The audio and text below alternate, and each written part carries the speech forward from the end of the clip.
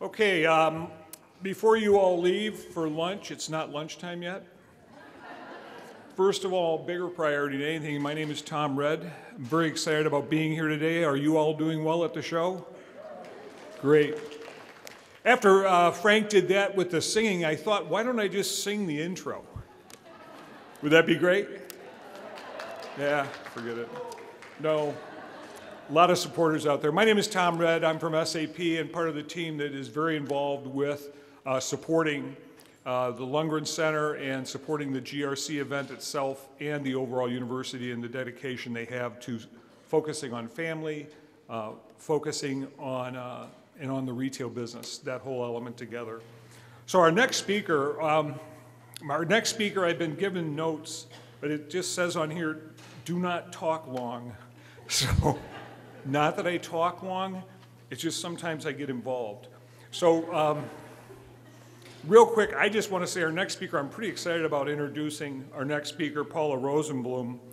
And why I am excited about this is someone who's been involved in retail just about all of their life, almost since they were born. She's what we call a true schmata girl. So, you know, for some of you who get that, it's, you know, the rag world, the apparel business. So, you know, this is what Paul is all about. The story really goes, it's kind of an interesting story. In Paula's family, you really couldn't say too much about what you wanted to do and what you wanted to go do and things until you were about 6.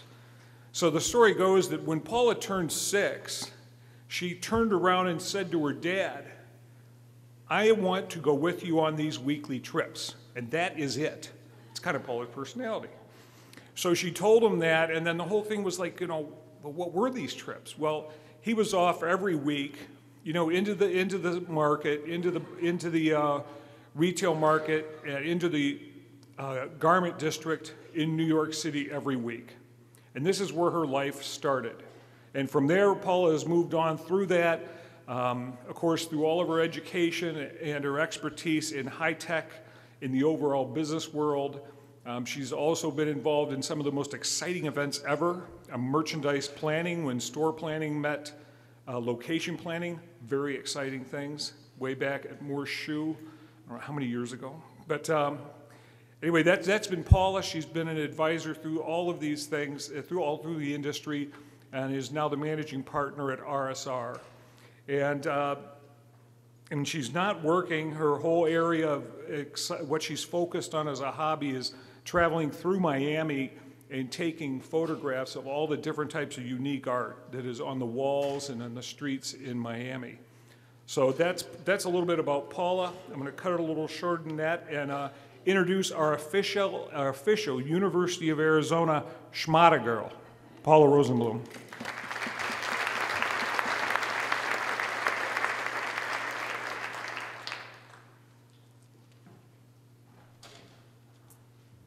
Tell that he's not from Brooklyn because it's schmata.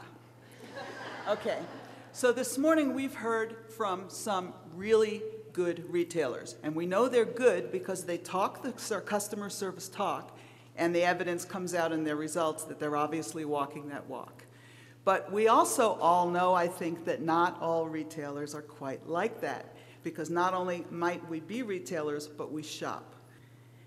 So now we're going to have a poll question. You can pick it up. In general, what's your opinion of in-store customer service? And the choices are, oh, that's the wrong one. That's the one that comes later. There you go. I find in-store employees, now again, this is general. We're not talking about Home Depot. We're not talking about Macy's. We're talking about in general, okay? In general, I find employees really helpful and that they understand my needs. In-store employees badger me too much. In-store employees know less about what I want to buy than I do, or what in-store employees? So please answer and text as follows, and we'll see what the results look like. And you can be honest. It's anonymous.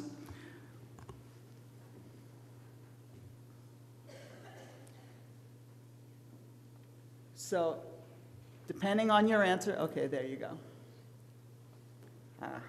Perfect. That's just sort of what I hope to see, that in general, in-store employees know less about what I want than I do. And given that, And given that you can be so self-educated on the web and so self-educated through your mobile phone, it leads us to the question, how do we keep the store relevant for the 21st century? In general, how do we do it? And we've heard some really good answers from some very strong retailers this morning. What my company tends to do, my company is called RSR Research, or Retail Systems Research. We do a lot of surveys, and we survey retailers. If you're a retailer in the audience and you get one of our requests, I encourage you to take them. And so we look at a pretty broad swath of retailers.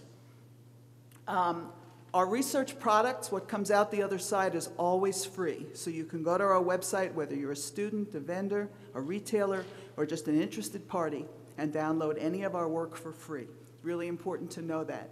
And what we try to look at is the aggregate industry. How is the industry itself doing? And we do that through a pretty simple methodology that ends up being relatively profound. We call it the boot. And basically, it says that every enterprise faces external business challenges.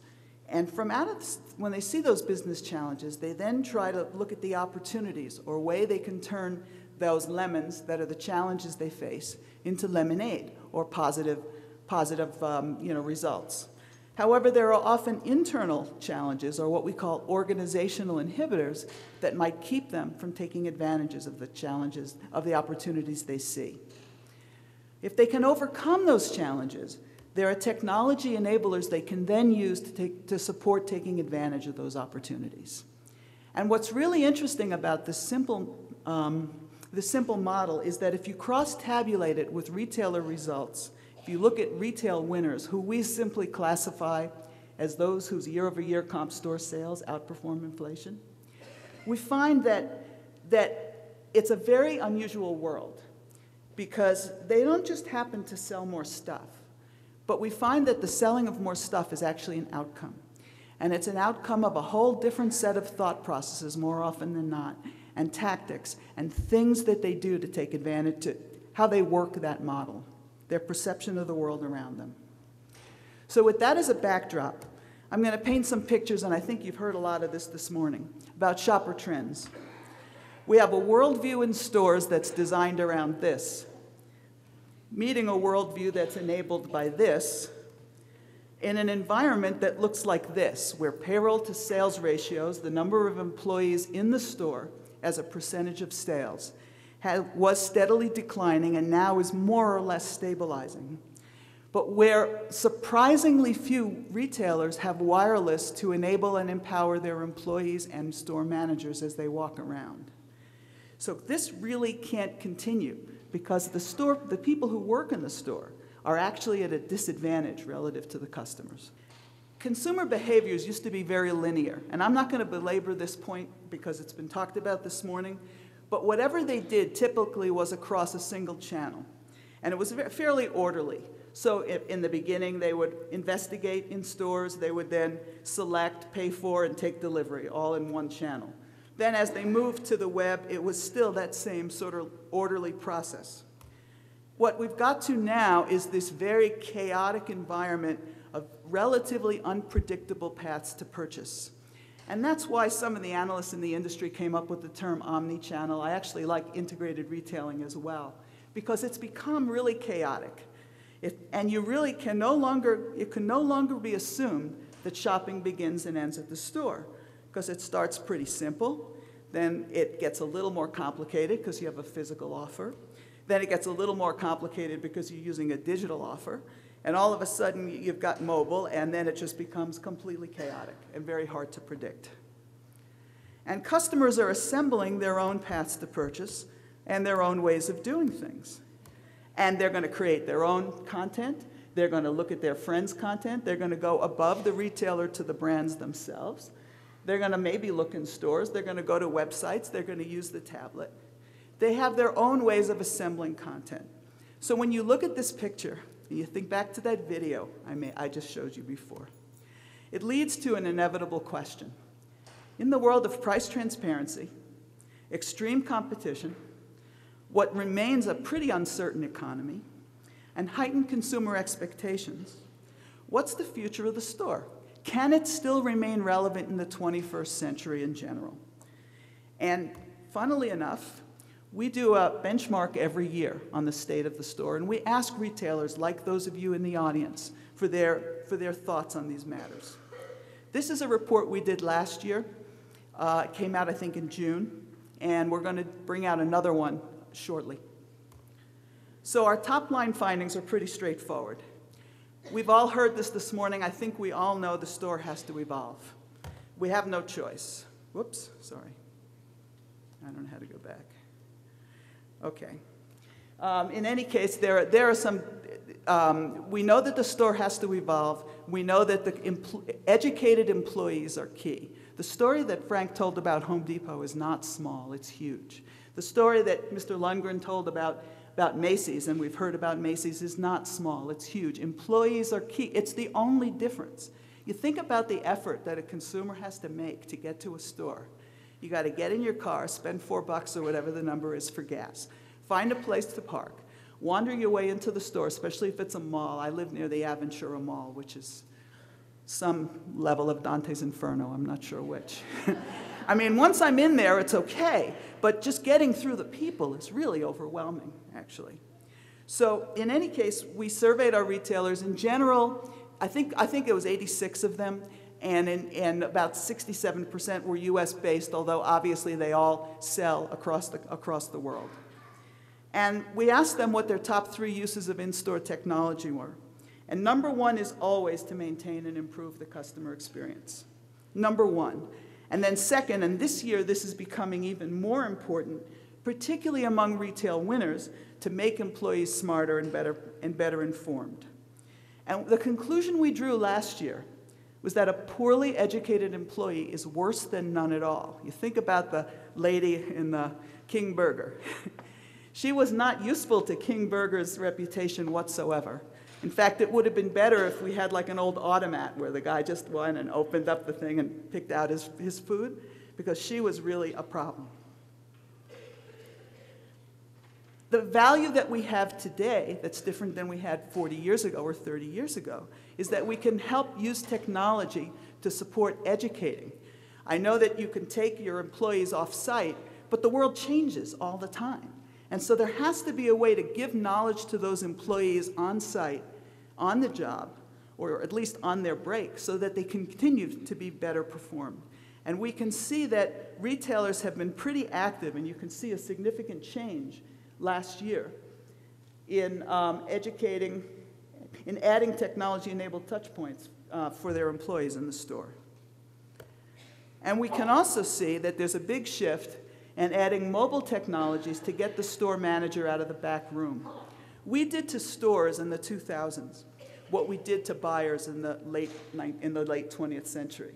And we ended up chaining them at their desks. And they had a choice to be working with computers or be out looking at new product. Now store managers, we've given them the choice of being at their desktops and looking at their reports and screens and dashboards, or being out on the floor actually managing.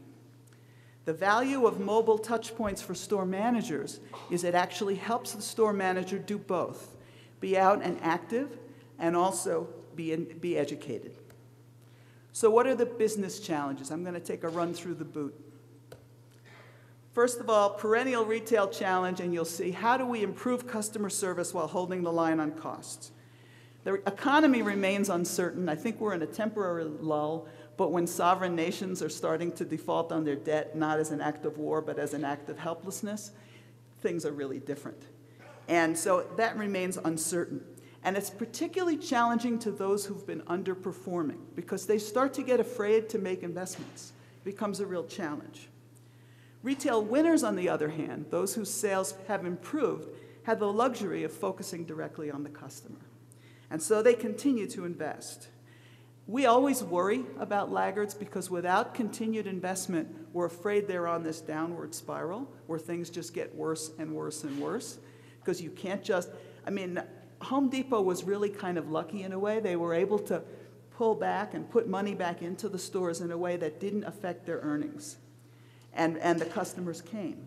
Not all retailers are often afraid to be able to do that, but yet they have to. They have no choice.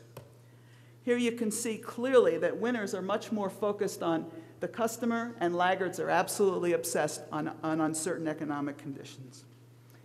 Now, a subject came up this morning, and this is really important. We have a core belief in my company, and that is that people do what they're paid to do. And that's pretty much the truth. So if a store isn't getting any credit for fulfilling any kind of a cross-channel sale, what is their incentive going to be to do it quickly, tidily, right? It's going to be pretty limited. And you can see that here, as performance declines, the number of employees, the number of chains that actually compensate their in-store employees for cross-channel sales goes down. Now, having said that, it's not like retail winners are really at the head of the pack here. We have to find a way as an industry to reward in this chaotic world of paths to purchase where you don't really know where a touch point is going to happen. It's really important that we reward the stores for doing that which, as an enterprise, we want to see happen, as opposed to just as a channel.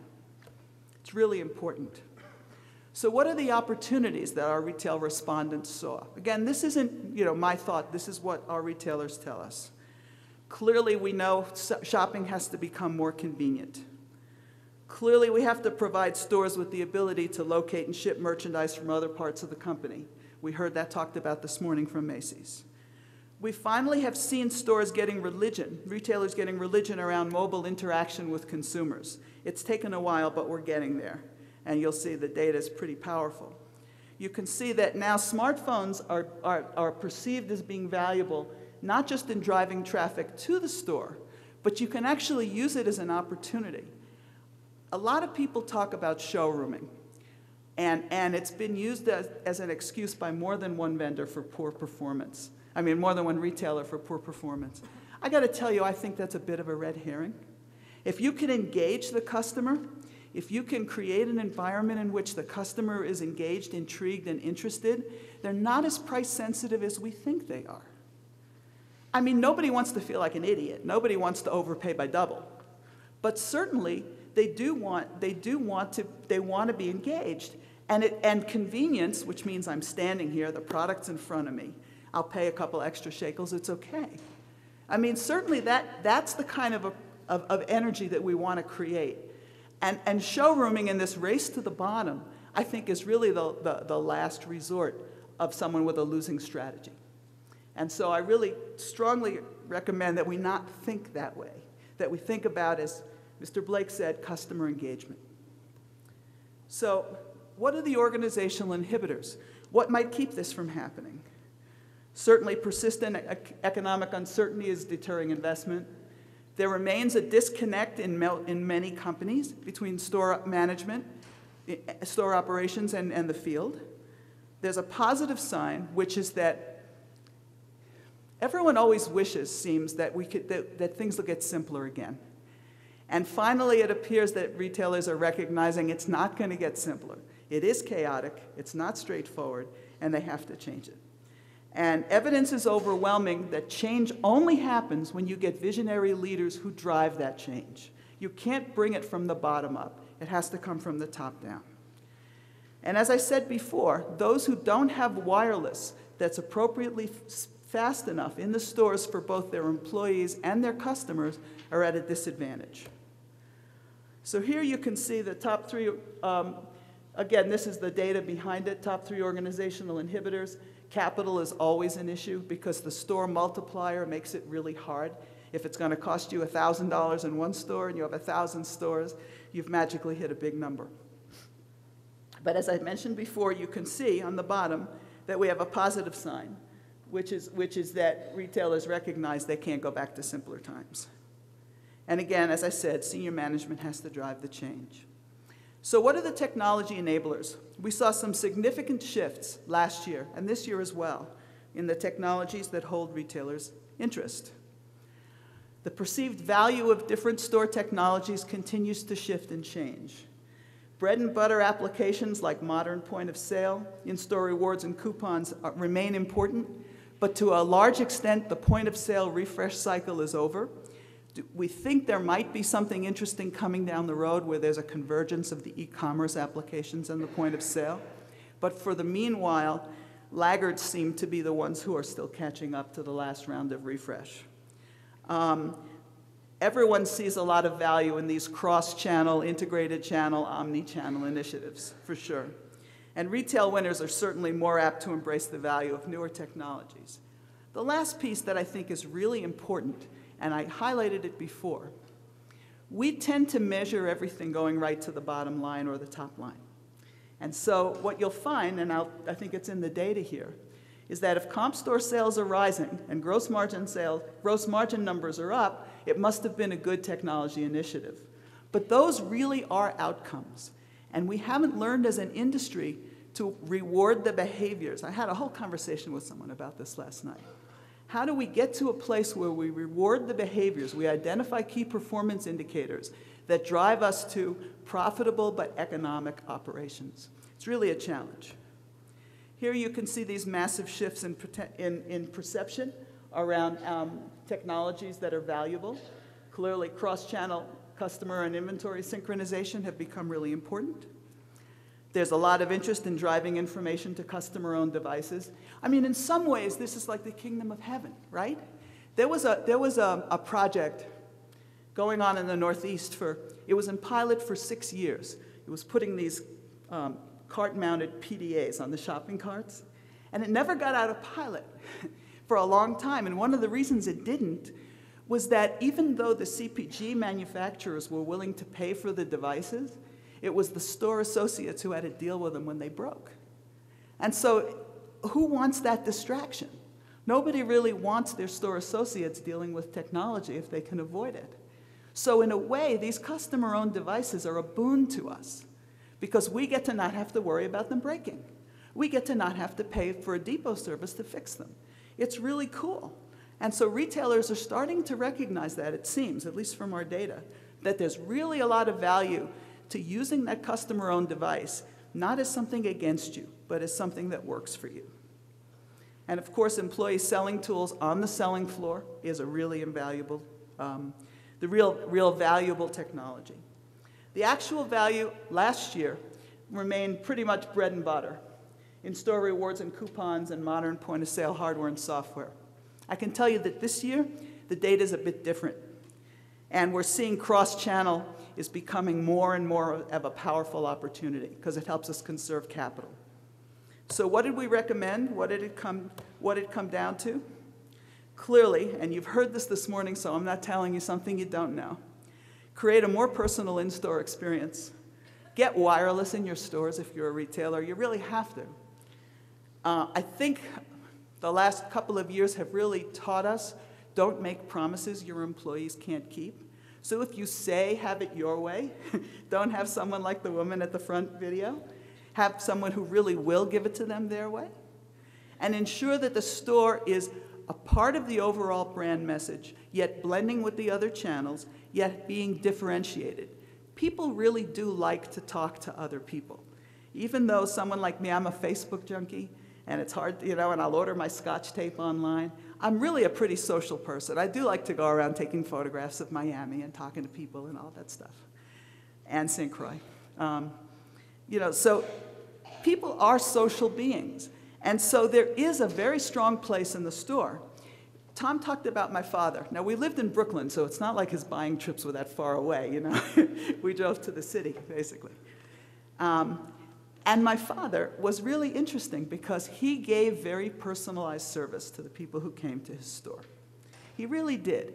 He knew them by name. He hand-wrote the postcards that he sent out twice a year. He gave them lots of personal attention. And he was able to put two of us through college. We didn't pay a penny, from his one little, rag store in Valley Stream, Long Island. So if I look at that, at his path, now that clearly doesn't scale. You can't, and he really resisted computers. He just didn't want to deal. I said, but this is what I do. You should let me help you, but he didn't. So if you take the best of retailing's past, which was this sort of interaction, this engagement with the local customer, and you add to it the present, which is technology to support employees, and the need for the economies of scale, we can really create a very interesting store of the future. So what's the answer? Is the store relevant? Of course it is. But we need to design and construct a new differentiated customer experience, one that's easy to navigate, that has empowered employees, that has a little bit of fun, and that has its underpinnings in technology that's real-time or near real-time. Questions? Okay. Thank you for bearing with me. I know everybody's hungry and it's time for lunch. So thank you very much.